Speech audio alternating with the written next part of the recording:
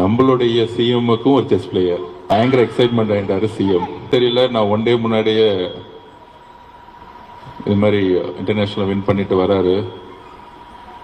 So appointment, first appointment வேணும்னு சொன்னவொடனே எஸ்டிடியில் first appointment வந்துருச்சு 10:30க்கு.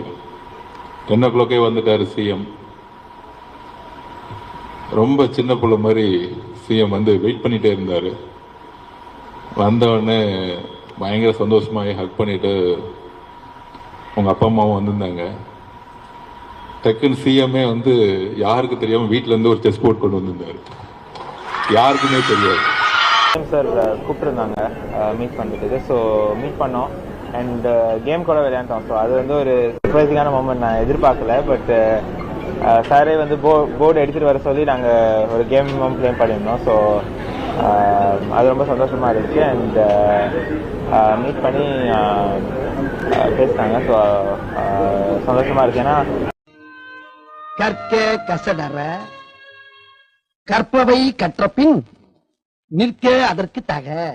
இத நான் சொல்லல, யார் சொன்னாலும் உங்களுக்கே தெரியும். உங்களுக்கு தெரியுமான்னு முதல்ல சொல்லுங்க. போச்சு கதை. உங்க கூட்டணி அல்லது பிரிச்சு வெளில கொண்டு வந்துட்டாங்க.